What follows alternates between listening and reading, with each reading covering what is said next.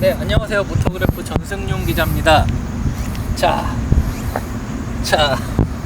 뭔가 다르죠? 일본 말이 써있네요. 테슬라 모델 S를 시승하기 위해서 일본까지 건너왔습니다. 곧 국내에도 이제 뭐 스타필드 하남에 매장이 생기면서 국내에도 진출이 된다고 하는데요. 벌써부터 소비자들이 관심이 워낙 많은 만큼 멀리 일본까지 와서 먼저 시승해보고 어떤 차인지 살펴보도록 하겠습니다.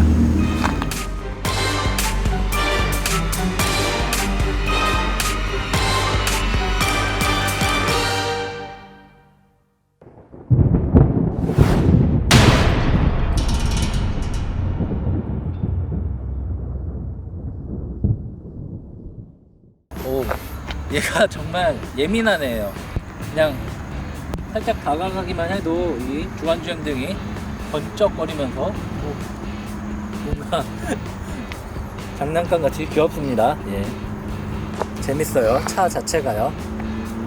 디자인부터 살짝 살펴볼게요. 사실 이 차를 디자인을 살펴보는 것 자체가 조금 웃겨요. 왜냐면은 이 차가 나온 지 2012년도에 나왔으니까 벌써 4년이 지난 모델인데 이제 이 디자인이 어떤 거고 라고 말하는 것도 좀 웃긴 것 같아요. 이미 관심 있는 분들은 어느 정도 다 살펴보셨고 익숙할 겁니다. 아마 국내에서도 가끔 돌아다니는 모습이 포착된다고 하니까요. 하지만 이 차의 다른 점이 무엇이냐? 바로 페이스리프트 모델이라는 거예요. 앞에 보면 이 뭔가 허전하죠? 여기 이렇게 그릴 비스무리한 모양의 무언가가 있어야 되는데 얘가 없어졌어요. 없어졌습니다. 원래 그릴이 자동차의 디자인, 첫인상을 중요하는 헤드램프와 함께 정말 중요한 역할을 하는데요. 얘는 처음에는 그런 의미에서 야, 우리 테슬라도 뭔가 디자인적인 아이덴티티가 있어야 되지 않냐, 특징이 있어야 되지 않냐라고 해서 필요 없는 그릴을 막혀있는 그릴을 그냥 만들어 놓은 겁니다. 근데 나중에 생각이 바뀌었나 봐요. 그래서 그릴을 없앤 게 이번 페이스리프트의 가장 중요한 특징이에요. 그리고 세부적으로도 조금씩 달라졌어요. 이 프론트 립 모양이 살짝 바뀌었고요. 그리고 램프 같은 경우는 지금 보이진 않는데 그 방향지 시등이 원래 이쪽에서 켜졌는데 앞쪽에서 켜졌는데 이렇게 뒷 라인으로 바뀌었습니다. 이게 에어 인테이크 같잖아요. 이 안으로 공기가 들어가는 것 같은데 알고 보면 여기는 싹 막혀 있어요. 여기로 공기가 들어가면은 뭐 그만큼 공기 저항이 안 좋아갖고 효율이 떨어질 수 있단 말이에요. 그래서 측면으로 뺐어요. 에어 인테이크를 양 측면으로 뺐습니다. 이 정도만 들어가도 충분히 뭐 모터 시키는 데는 충분해라고 해서 양 옆으로 뺐는데 이것도 상황에 따라서 닫혔다 열렸다 플립 기능이 있어요. 그래서 필요 없을 때는 닫아서 공기 저항을 최소화하고 필요할 때는 이렇게 열려서 공기를 통해서 그 모터 열 같은 거를 식힐 수 있게 한 겁니다. 이것도 되게 아이디어예요. 짠! 여기 보이시나요? 이 모델 S 차 모양을 본따서 만든 키입니다. 거의 포르쉐와 비슷하죠. 하지만 얘는 뭐 이렇게 꽂을 필요도 없고요. 꼽는 데도 없어요. 그리고 포르쉐 키보다 더 다양한 기능이 숨겨져 있습니다. 일단 여기에는 드러나 보이지 않지만 여기에 버튼이 있고 버튼이 있고 버튼이 있습니다. 그래서 여기를 더블 클릭을 하면은 트렁크 앞부 트렁크가 열립니다. 프론트 트렁크라고 해서 테슬라에서는 트렁크라고 말을 합니다. 여기 지금 뭐 이 그 차데모, 이 셀카고, 이 기타 등등이 들어있는데요. 굳이 이거는 그냥 트렁크에 넣으면 되고 여기는 그냥 가방, 작은 짐 같은 거 넣으면 좋을 것 같아요. 되게 재밌는 게 뭐냐면 딱 와서 앞에 보닛을 딱 여는데 여기서 가방을 꺼내요. 엔진이 없고 가방을 꺼내면은 딱 메고 가면은, 들고 가면은 얼마나 멋있겠습니까? 사람들이 어머 저 오빠 너무 멋있어 막 이럴 것 같아요. 이거 왜 만들어놨는지 모르겠어요. 여기에 사람이 갇힐 이유가 있나요? 여기서 어우,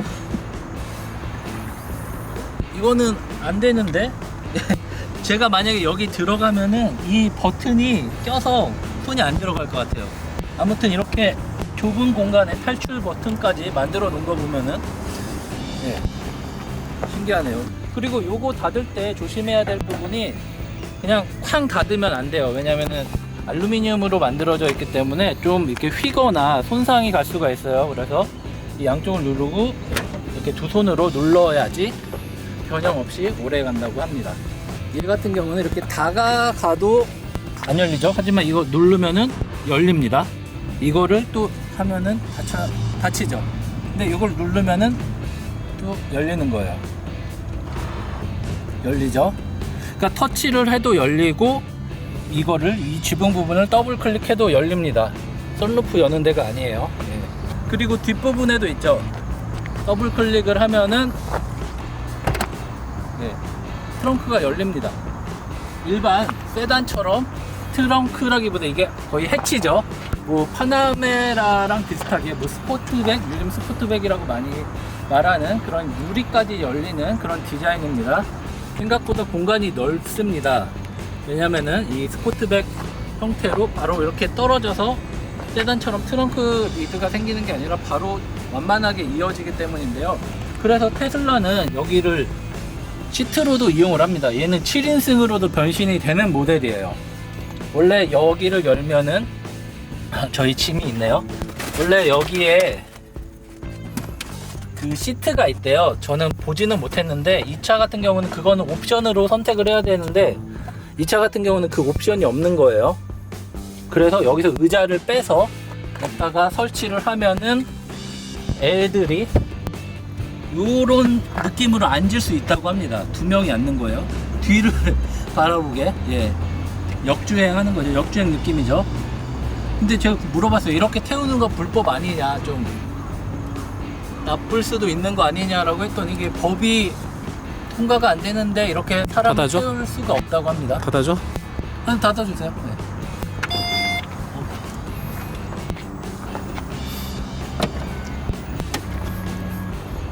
앉을만 하신가요?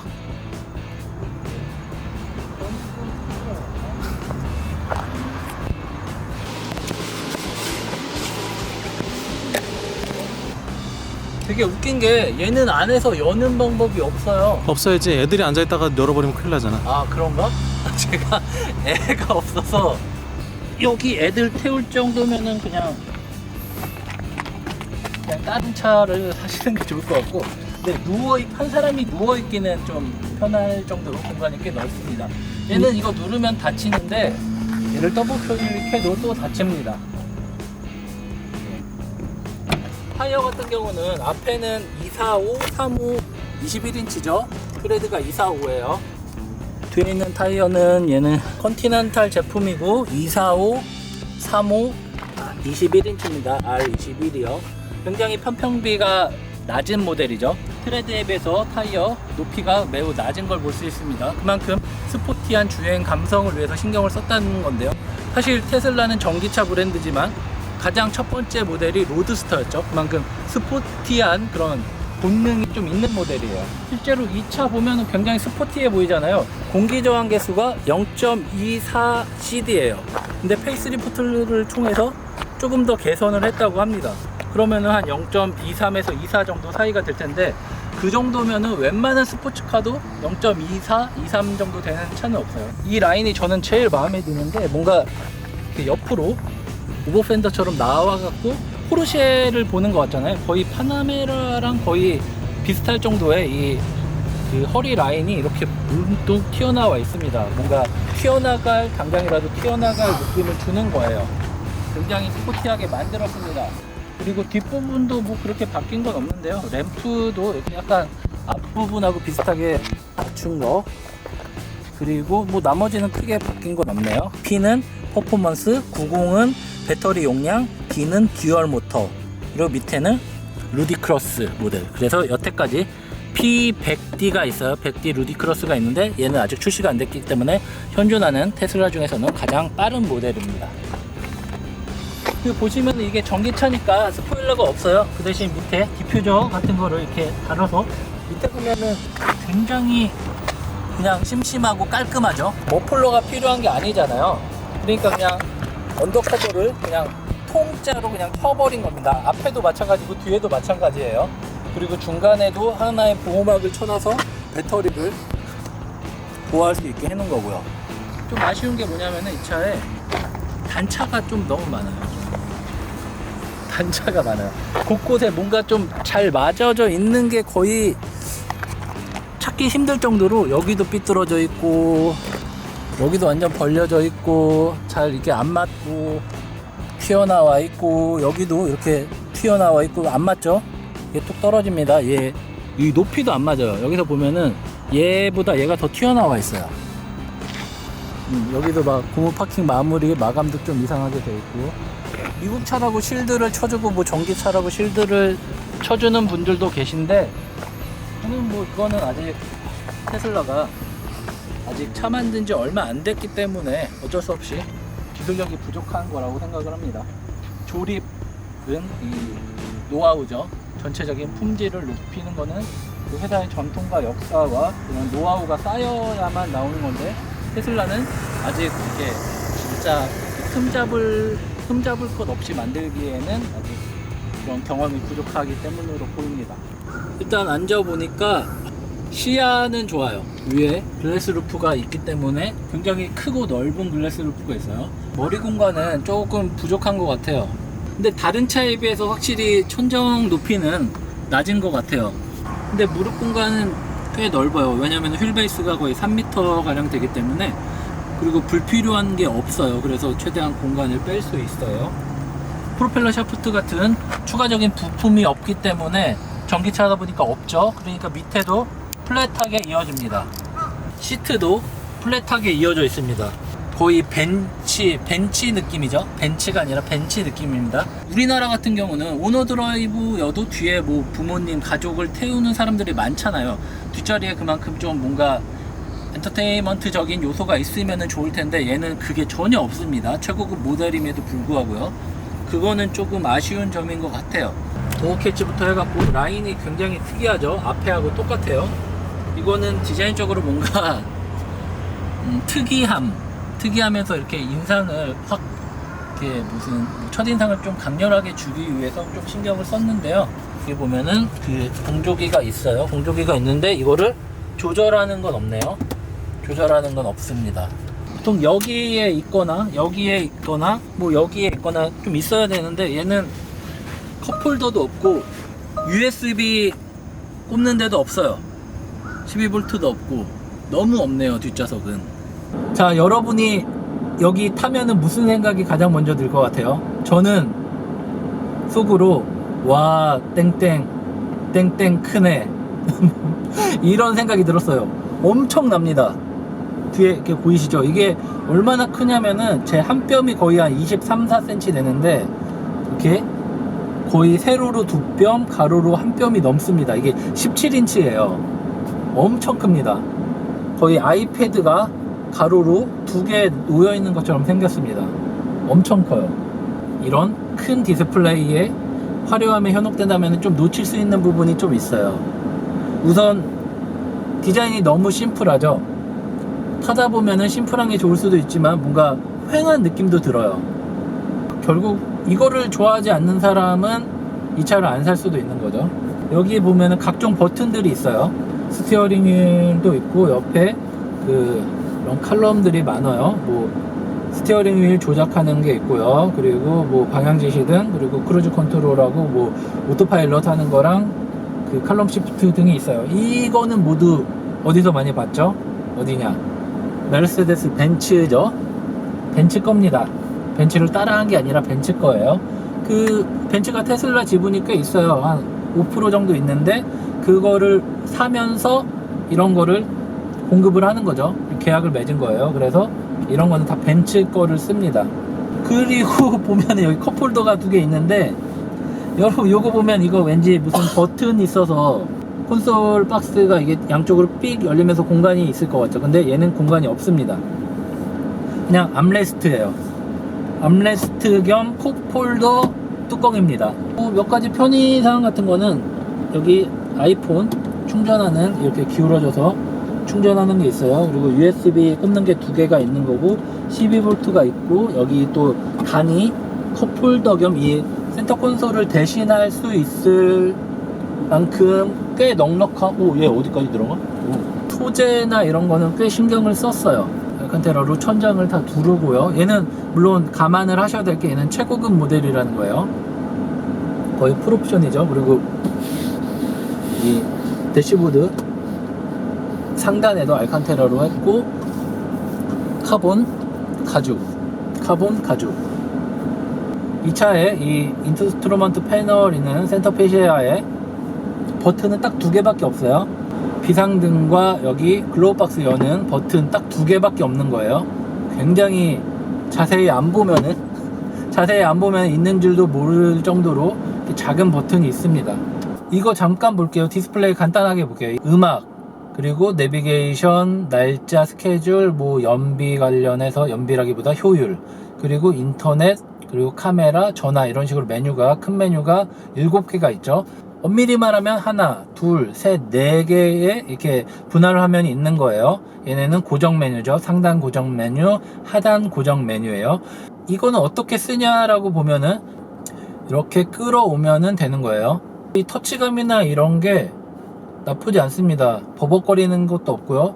뭐 로딩은 시간이 어쩔 수 없이 걸리죠. 이거는 인터넷망 속도에 따라서 다르기 때문에 한국이 국내가 아니면은 이거는 살짝의 딜레이가 있을 수밖에 없어요. 위치를 위아래도 바꿀 수 있어요. 위아래 바꾸려면은 이 버튼을 누르면은 위아래로 바뀌고, 그럴 때 얘를 이렇게 누르면은 전체 화면이 웹브라우저 이렇게 나오는 거고요. 이 연비, 지금 어느 정도 연비로 달리고 있냐, 그리고 이건 평균 연비고 요거는 그 앞으로 몇 킬로를 달릴 수 있냐를 이렇게 보여주는 겁니다. 딱 카메라 엄청 크죠. 와, 거의 TV 수준입니다. 근데 얘는 이 보여주는 카메라는 후방밖에 없어요. 측면도 없고 전면도 없어요. 그래서 어라운드 뷰가 기본적으로 지원이 안 돼요. 볼륨 조절하고 이런 뭐 열선 뭐 이런 거는 다 여기서 할 수 있는 거예요. 그리고 여기 보면은 차량 컨트롤이 있습니다. 선루프, 벤트 누르면 벤트가 되고 오픈을 누르면 오픈으로 갑니다. 근데 이거를 손으로 드래그를 해서 몇 프로 열지를 정할 수 있습니다. 지금 38, 42 이게 드래그가 같이 되네요. 아, 프론트 트렁크 뭐 여는 거 열렸죠? 뭐 언락, 차지 포트, 이렇게 하면 차지 포트 열리잖아요. 그러면 신기하게 여기 빛이 나요. 그리고 차지 포트 오픈하고 이 충전과 관련된 정보가 딱 나옵니다. 열고 닫는 거를 얘가 지금 버튼으로 다 돼요. 보통 열리는 것만 되잖아요. 근데 얘는 닫히는 것까지 됩니다. 닫히는 거 하고 여기서 이모티콘이 또 닫힘으로 버팀으로 바뀌는 거고요. 그리고 트렁크 오픈. 근데 프론트 트렁크는 아무리 눌러도 닫히지 않죠. 쟤는 손으로 닫아야 돼요. 그리고 서스펜션 같은 경우는 베리 하이, 스탠다드, 로우 이렇게 있어요. 그래서 로우와 베리 하이 사이에는, 로우 같은 경우는 지상고가 한 11cm, 그리고 베리 하이 같은 경우는 한 16cm 돼요. 그러니까 사이에는 5cm 정도가 왔다 갔다 하는 거예요.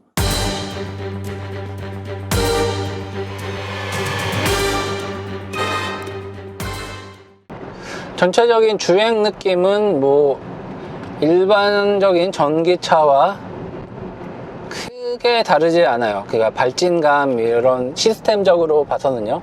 일단 출력이 센 고배기량 엔진 같은 거죠. P100D가 아직 안 나왔기 때문에 테슬라에서는 모델 S에서는 가장 강력한 모델이잖아요. 그러다 보니까 괜찮네요.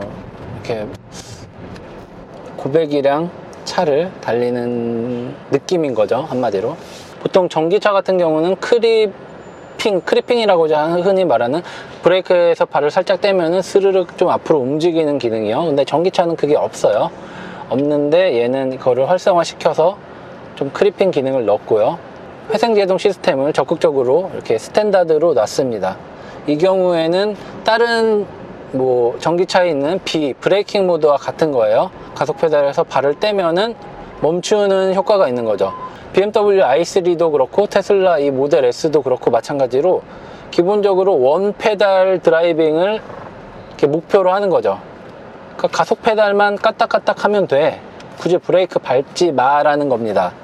전기차에서는 어쨌든 배터리를 계속 이렇게 충전 방전 이 스스로 차징을 하는 기능이 중요하기 때문에 보다 적극적으로 사용한 거죠. 얘는 가속 페달을 밟다가 발을 떼면은 멈출 뿐만이 아니라 뒤에 브레이크 등까지 들어와요. 얼마나 잘 멈추면은 가속 페달에서 발만 떼도 브레이크 등이 들어오냐는 거죠. 엄청 신기한 일인 것 같습니다.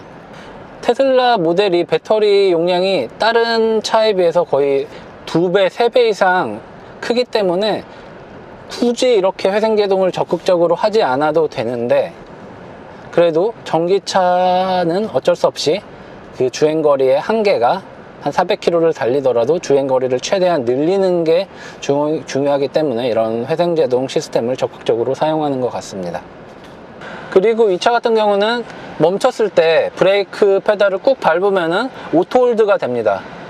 보통 오토홀드는 버튼이잖아요. 근데 얘는 버튼이 딱 2개밖에 없기 때문에 뭐 기능을 넣을 때마다 버튼을 만들 수가 없잖아요. 그래서 다른 시스템적으로 오토홀드, 이런 파킹 브레이크 이런 거를 다 기계적으로 얘가 소화할 수 있게 버튼이 없어도 세팅을 할 수 있게 마련을 해놨습니다.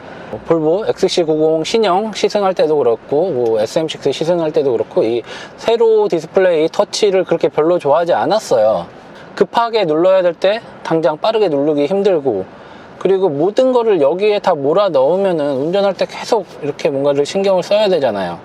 근데 이렇게 조작을 해본 결과 이런 직관성이 일단 기본적으로 뛰어나고요. 디스플레이가 워낙 크다 보니까 이런 그 사운드 버튼이나 이런 열선 시트, 그리고 그 에어컨, 이런 여러 가지 그러니까 온도 조절 기능이 원래 차에 딱 있는 버튼이 있던 위치에 이렇게 터치식으로 된 거죠.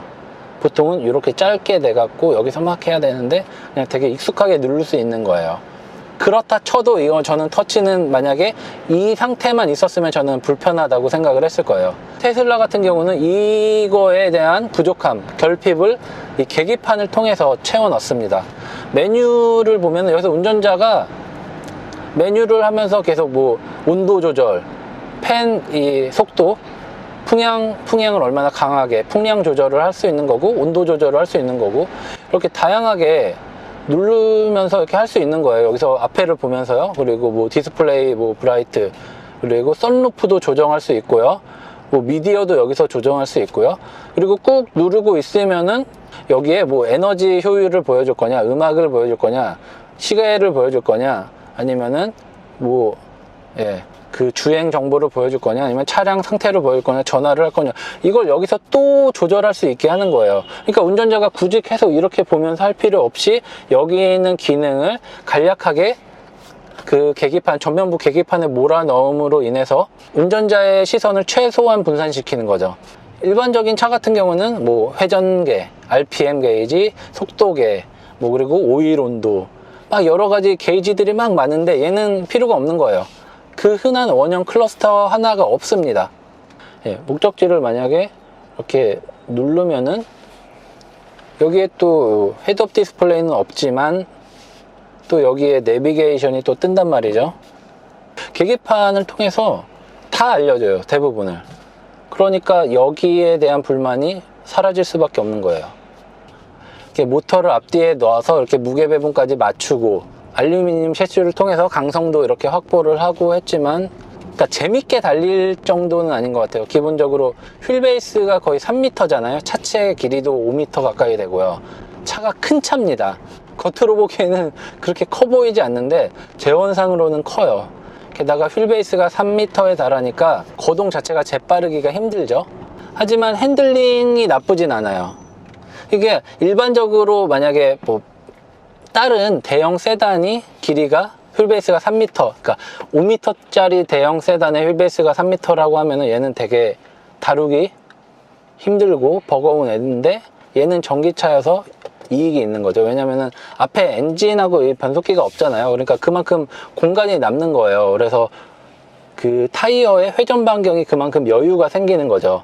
이만큼 돌렸을 때 돌아가는 폭이 그만큼 더 여유가 있는 거죠. 지금 헤파 필터를 가동을 했습니다. 지금 보이시는지 모르겠는데 이 앞차가 엄청난 매연을 뿜고 달리고 있습니다. 저희는 도전을 해보도록 하겠습니다. 헤파 필터 화이팅! 보이시죠? 이 마크 지금 헤파 필터로 이 매연을 지금 걸러내고 있습니다. 근데 뒷차 때문에 좀 빨리 가야겠습니다. 테슬라 모델 S에 가장 기대되는 궁금했던 기능 중 하나죠. 오토파일럿을 한번 작동시켜 보도록 하겠습니다. 오토파일럿 같은 경우는 이 계기판 앞에 오토파일럿을 작동할 수 있는 조건이 되면은 이 왼쪽에는 어댑티브 크루즈 컨트롤 기능과 이 스티어링 휠 기능, 이 이모티콘이 아이콘이 딱 떠요. 그 상태에서 옆에 있는 레버를 슉 두 번, 아까도 했는데 시내길에는 아무래도 좀 안전상 위험할 수도 있기 때문에 고속도로에 다시 진입해서 켰습니다. 제한속도는 80에 맞췄고요. 손을 놨습니다. 언제 경고를 주나 한번 보겠습니다. 위험하면은 바로 제가 조작을 할 거고요. 옆에 계신 테슬라 일본 관계자분이 지금 불안에 떨고 있는 것 같은데 원래 손 띄면 안 된대요. 이러면 또 진상이라고 할 수 있는데 요거는 안 띈 겁니다. 닿지도 않고 띈 것도 아니에요, 이거는. 근데 확실히 그런 내연기관 차에 비해서 어댑티브 크루징 되는 느낌이 훨씬 좋습니다. 왜냐면 모터가 되게 자연스럽게 회전수를 조절을 하잖아요. 그러니까 이거 상황에 맞춰서 레이더가 앞차와의 거리를 계산을 하고, 그리고 위에 달린 카메라가 레인을 이렇게 가운데로 딱 중심을 잡은 상태에서 모터가 그거에 맞춰서 속도를 줄이고 늘리고 하면서 앞차를 따라가잖아요. 차간 거리는 지금 7단계까지 되네요. 보통 일반적인 브랜드는 한 3단계, 좀 좋다 하면 한 5단계 되는데 얘는 7개나 되네요. 얘가 이렇게 속도를 조절하고 하는 게 부드러운데 즉각적이지 않아요. 그게 좋은 것 같은 게 뭐냐면은 안전을 가장 먼저 이렇게 좀 생각을 하다 보니까 조금 더 둘러보는 거죠, 주변에서. 그러니까 이 정도 거리가 있는데 좀 더 괜찮을까, 속도를 높여도 괜찮을까라고 조금 더 생각하는 것 같아요. 정지에 딱 앞차가 쭉 가면은 너무 힘내서 빵 따라가고, 근데 얘는 부드럽게 따라갑니다. 그렇게 속도를 높이는 능력이 그렇게 거부감이 들지 않아요. 너무 오래 손 띄고 있으면은 핸들 잡으라고, 스티어링 휠 잡으라고 이렇게 나오네요. 지금 앞에 이 차선이 거의 희미해졌어요. 그러니까 여기에도 보이네요. 왼쪽은 있는데 오른쪽은 안 보여. 보였다 안 보였다, 보였다 안 보였다 이러는데, 이게 한쪽이 안 보여도 그러니까 오른쪽이 안 보이면 왼쪽에 맞춰서 이 차선을 유지하면서 자율주행을 계속 이어나가네요. 최근에 뭐 볼보 XC90도 타고 뭐 S90, V90도 다 타봤는데요. 걔네가 최고인 줄 알았어요, 자율주행 시스템에 대해서는요. 근데 얘가 한 단계, 최소한 반 단계 이상은 앞선 것 같아요. 코너 이 각도, 꺾이는 각도를 소화해내는 능력도 얘가 좀 더 큰 것 같고요. 앞차를 따라가면 물론 앞차가 없더라도 급한 코너에서는 속도를 줄여서 코너를 빠져나간 다음에 그 다음에 다시 속도를 높여서 제한 속도까지 이렇게 올리는 능력이 있습니다. 그리고 얘는 차선 변경까지 돼요. 차선 변경이 되는 오토파일럿은 지금까지 제가 알기로는 없었어요. 한 번도 그런 거 타본 적이 없었는데 얘는 됩니다. 지금 갑자기 밤이 돼서 당황스러우실 텐데, 오토파일럿이 과연 밤에도 잘 되나를 봐야 될 거 아니에요. 이게 낮에만 잘 되면은 좀 기능상의 문제가 있을 수도 있기 때문에 밤에 한번 해보도록 하겠습니다. 어두운 데서 지금 오토파일럿 하고 있는데 잘 가고 있습니다. 앞차가 없는데도 속도 잘 유지하면서 코너를 잘 빠져나가고 있어요. 차간 거리는 가장 가깝게로 해놓은 상태에서 따라가고 있는 겁니다. 자, 테슬라의 오토파일럿은 다른 회사의 자율주행 시스템과 달리 차선 변경까지 됩니다. 오토파일럿을 하고 있다가 지금 우측으로 가고 싶어 차선 변경을 하고 싶어서 깜빡이를 넣으면 이렇게 갑니다. 그리고 지금 제한속도 80까지 맞췄는데 또 80까지 쭉 가는 거죠. 하면은 또 이거 잡고 있다가 이렇게 갑니다. 잡으면 이렇게 되고요. 잘 되죠. 밤에도 잘 되네요. 와, 이 정도면은 왜 사고가 나는지는 모르겠어요. 어쨌든 오토파일럿이 완성 단계가 아니기 때문에 최종 책임은 운전자에게 있으니까 이거를 100% 믿으면 안 된다는 거죠. 맹신하면 안 되고 어쨌든 책임을 지게 얘는 보조로 도와주는 거죠. 편하게 해주는 거지 얘가 다 해주는 거는 아니에요. 그러니까 좀 조심하셔갖고 사고 나는 일이 없도록 하셔야 될 것 같습니다. 지금 한번 앞차가 없으니까 가속 페달 한번 좀 세게 밟아볼게요. 오!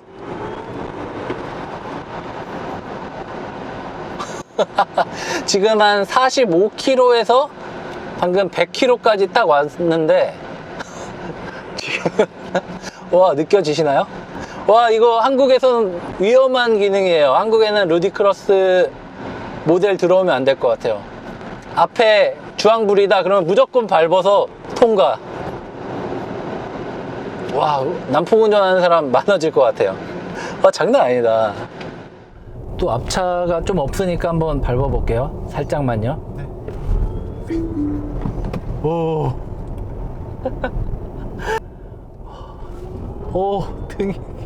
이게 지금 70에서 100까지 가는데도 이 정도 등에 파묻히는데 완전히 멈춘 상태에서 탁 밟으면은 이게 얼마나 미친듯이 날아갈지 진짜. 와. 모터의 특성상 밟자마자 최대 토크가 탁 발휘를 하니까 오, 장난 아니다. 전기차는 효율이 중요하니까 계속 루디크로스 모드에 놓고 막 이렇게 막 과속하면은 배터리 뚝뚝 달 거 아니에요. 그래서 약간 부스트처럼 하지 않았을까라는 생각을 해봤는데 얘는 그냥 모드네요. 얘는 기본이 스포트, 거기에 루디크로스가 더 일반 모델의 스포트 모드 같은 거죠. 와, 이거를 한번 맛보면은 이걸 어떻게 참아요? 내연기관 자동차 슈퍼카 같은 경우는 와 하면서 뭔가 이게 자꾸 나한테 나 빨리 갈 거야 막 빠르게 가고 있어요. 이게 알려주잖아요. 그러니까 그냥 쑥 밟으면은 이 모터 돌아가는 소리 쓱 들리면서 딱 보면은 속도계 보면 이미 100km인 거예요. 아, 제로백 재보고 싶다 진짜. 여기 일본 관계자분이 안 된다고 합니다. 서킷이 아니니까 여기 공도에서 차 멈춰놨다가 재면은 또 이렇게 현행법상 뭐 저촉되는 부분이 있겠죠. 그러니까 루디크로스 모드가 한마디로 말해서 P90D 모델이 있어요. P90D에 루디크로스 옵션을 추가를 하는 겁니다. 차이가 뭐냐? P90D마저도 모터에 이렇게 봉인을 한계를 두는 거죠. 왜냐면은 모터가 너무 성능을 극단적으로까지 다 써버리면은 배터리 소모도 크고, 그리고 그 모터 효율도 떨어지기 때문에 그렇게 제한을 두는 건데, 루디크로스 모드를 하면은 그 제한이 풀리는 거예요. 그러니까 한마디로 말해서 추가적인 장치 없이 소프트웨어로 이렇게 컨트롤을 하는 거네요. 야, 너는 봉인 해제, 밟고 싶으면은 가, 이렇게 가는 거죠. 네, 지금 여기는 학고내 인근에 있는 산길입니다. 약간 와인딩, 구비구비 와인딩을 할 수 있도록 구비구비 되어 있는데요. 일반 차 같은 경우는 계속 기어 변속을 해서 엔진 브레이크를 넣고 이렇게 브레이크 페달을 계속 조작을 하면서 이렇게 와인딩 코스를 빠져나가잖아요. 근데 얘 같은 경우는 에너지 회생제동 시스템이 있기 때문에 발만 떼도 브레이크 밟는 효과가 어느 정도 나잖아요. 그래서 코너에서 발을 살짝 떼면은 그 엔진 브레이크로 그 기어를 시프트 다운하는 듯한 효과가 살짝 납니다. 그러면서 차가 살짝 멈춘 다음에 다시 가속 페달을 밟으면 쭉 미끄러져 나가는 거죠.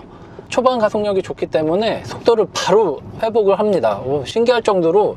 게다가 루디크로스 기능까지 있으니까 좀 무리하면은 이렇게 밟고 돌리고 루디크로스 이렇게 훅 하면은 이렇게 가는 거죠.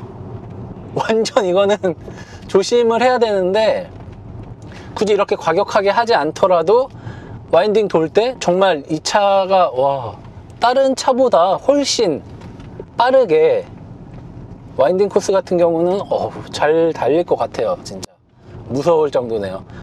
아직은 테슬라가 그런 노하우나 이런 완성도 면에서 좀 살짝 떨어지기 때문에 그런 전통적으로 차를 좋아하시는 분들한테는 그냥 좀 빠른 전기차 이상이 아닐 수도 있다는 거죠.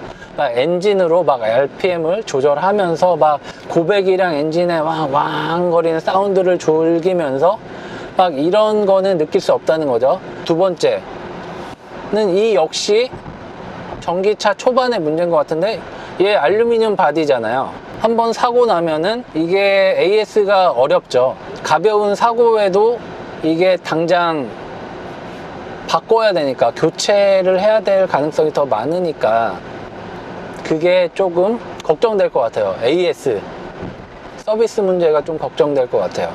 세 번째, 비쌉니다. 비쌉니다. 전자기기의 가장 큰 단점이 뭐예요? 조금만 새 모델이 나오거나 기술이 갑자기 발전하면은 원래 갖고 있던 모델은 똥값이 된다는 거예요. 똥값은 좀 그렇고 가격이 감가가 심하다는 거죠. IT 기계, 전자제품스러운 거다 보니까 이런 것도 지금이야 이 단가가 비싸겠지만 조금 있으면, 그러니까 일반적인 자동차에 사용되는 것보다 이게 점점 감가 폭이 더 크다는 거죠. 그 부분에 있어서는 조금 멈칫할 수도 있지 않을까라는 생각이 들어요. 구매를 망설일. 테슬라의 가장 큰 장점 뭐냐? 저는 그냥 여러 가지 이유가 있겠지만 주행거리가 길다. 전기차에 있어서 이것만큼 중요한 건 없거든요. 지금 저희가 충전하고 나서 한 40km를 달렸는데요. 아직도 배터리가 85%가 남았어요. 국내에서 여러 가지 자동차, 전기차를 탈 때 항상 이 남은 주행거리 체크하면서 막 배터리 상황 체크하면서 막 덜덜덜 떨었던 경험이 되게 많았어요. 그래서 시원하게 가속 한번 못 해보고 한번 풀악셀 해서 사치 한번 누린 다음에는 그 브레이킹 모드로 넣어서 열심히 막 리차징하고 막 그러니까 조마조마하면서 탔던 기억이 나는데, 얘는 그게 없어요. 그것만으로도 이 차를 사야 될 이유는 충분하다고 생각을 해요. 이런 새로운 인터페이스, 이런 IT와 융합된 기술, 테슬라는 어떻게 보면 자동차의 패러다임을 바꾸고 있는 거예요. CES 같은 경우 보면은 자동차 업체가 더 많이 참가를 해요. 왜냐면은 차와 이런 IT와의 기술, 컨버전스 이런 융합이 엄청 활발하게 일어나고 있거든요. 근데 보통 자동차 회사들은 아직도 그런 고정관념에 사로잡혀 있어서 변화를 주더라도 무조건 차를 기본으로 전통적인 자동차의 그 고정관념을 버리지 못하고 있다는 거죠. 하지만 테슬라는 그냥 아까 말했듯이 자동차에 IT 기계를 넣은 게 아니라 IT 기계를 달리도록 만든 거잖아요. 그러니까 이런 과감하게 17인치 터치식 디스플레이를 놓을 수 있는 거고, 이런 디지털 계기판을 놓을 수 있는 겁니다. 그리고 배터리를 쫙 차 바닥에 다 깔 수 있는 거고요. 그런 발상의 전환, 이런 생각, 패러다임의 변환을 이렇게 만들고 있는 거예요. 세 번째로, 이거는 차보다는 테슬라가 좋다는 게, 기본적으로 얘네는 충전 인프라를 확보를 하면서 차를 판다는 거죠. 충전기 주고, 그리고 슈퍼차저 스테이션이라는 충전 거점을 계속 마련하면서 늘려가고 있는 거예요. 차는 좀 비싸지만 그 대신 충전소 많이 만들어 줄게 라고 이렇게 하면서 충전기와 차를 동시에 늘려나가는 거죠. 제가 말한 장점들은 그러니까 전기차의 장점이 아니라 테슬라의 장점인 거죠. 다른 전기차가 아닌 테슬라 전기차를 사야 하는 이유라는 그런 관점에서 볼 수 있을 것 같아요.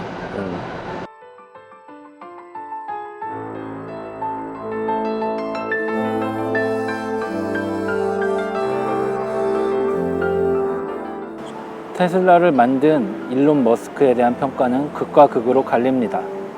스티브 잡스처럼 미래를 앞당기는 선구자라는 극찬부터 불확실한 미래를 파는 사기꾼에 불과하다는 호평까지 다양합니다. 모델 S를 직접 시승해보니 일론 머스크의 차 만드는 방법은 기존 업계에 큰 충격을 줄 정도로 새로웠고, 왜 진작 이렇게 만들지 않았을까 궁금할 정도로 합리적이었습니다.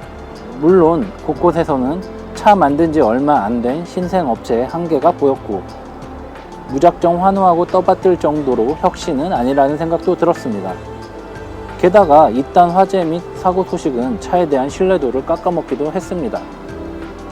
그러나 일론 머스크가 제안한 새로운 패러다임은 자동차 업계에 변화를 주고 있습니다. 많은 업체들이 테슬라의 방식, 일론 머스크의 방식으로 차를 만들기 시작했습니다.